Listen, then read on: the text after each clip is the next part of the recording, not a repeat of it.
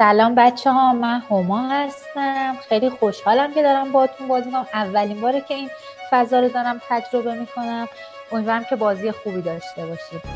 من هیچ وقت کلا تو اول بازی نه کسی رو کاور میکنم نه کسی رو تارگت میزنم. یعنی 2-3 سالی که بازی کردم همیشه این کار میکردم. مرسی. نه سلام دوستان، خوشحالم دوباره باهاتون بازی میکنم. همونطور خوشحالم که خانم هما، علی جان و دیگر دوستان از ایران به ما اضافه شدن. گرچه ما اینجا دوستای الهی رو نداریم. برام اولین تارگت خانم هماست. اصلا نیازی نیست توضیح بدی که چرا رأی میدی یا نمیدی. همینطور ففر و همینطور متی. این سه تا تارگت اولیه من هست. سلام دوستان، شقایق هستم. خوشحالم که با هم بازی می‌کنیم. خوشحالم میگم به مهمانان عزیزمون. من تارگت میزنم به پیام، رعنا و ساها. سلام بچه‌ها، امیدوارم که خوب باشین. رعنا باز هستم. من به پیام و شقایق زن میزنم. بذاریم بقیه صحبت کنم بعد شروع کنیم. زن همینجوری پرت کردن. سلام دوستان، علی یوسفی هم. خیلی خوشحالم تو جمعتونم. باعث افتخاره که دوستای ایرانی رو از سراسر دنیا داریم میبینیم. عرضم به خدمتتون که یه مریضی از روسیه وارد شهر شده. این مریضی باعث میشه که هر کی ببینتش چشم تو چشم بشه با این مریضی، چون تو هوا پخش دیوونه میشه و خودزنی میکنه، آخر سر به کشتن میرسه. یه اتفاقی اینجا میفته. 4 نفر توی شهر ما هستن که این مریضی روشون تاثیر نداره و دوست دارن همه ما رو مریض کنن. پس چشا رو ببندین، بیشتر گوش بدین. خواهش. مرسی. سلام. خوشحالم که بینتون هستم. با پیام با حرفت موافقم. خانم رعنا میاد دیگه چرا پخش و پلا میکنه؟ داره تارگتشو میزنه. شما از این میترسی که شب مثلا با خانم هما بیدار بشی؟ از این ناراحتی؟ علی جان من متوجه نشدم مثلا تارگتات نوار خالی این شکلی از شما بعیده. سلام دوستان، من خیلی خوشحالم دارم باهاتون بازی میکنم. امروز فکر میکنم تاها میتونه مافیا باشه، در کنارش آقای علی و متین رو هم من امروز هستم. سلام دوستان، رضا هستم. خیلی خوشحالم که باهاتون بازی میکنم و خوشحالم میام ببینم.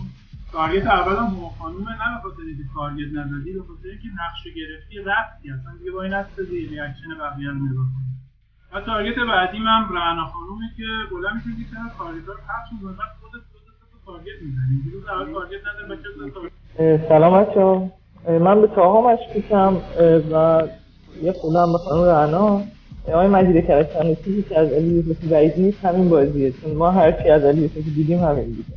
یعنی این تنها چیزیه که به هر کار غیر از این می‌کرد من بهش خیلی خوشحالم باهاتون بازی میکنم. آقای علی، شما بازیکنی نیستین که ترن اول تارگت نزنید. بنده سفت و سخت تارگتم شما این به علاوه آقای حسین و با احترام خانم. سلام دوستان، گالیله بازیتون هستم.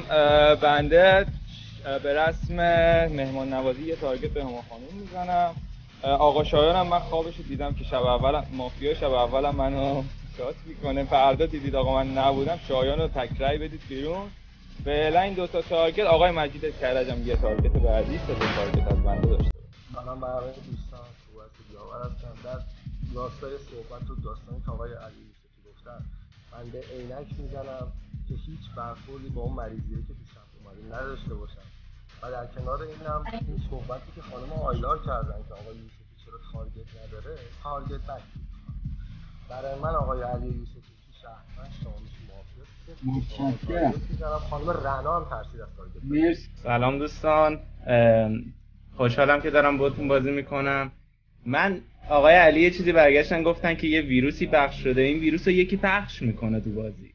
پس شما زند اول من هستی و آقای پیام هم که برمیگردی تارگت میزنی، شما از رو دست هما خانم داری تارگت میزنی.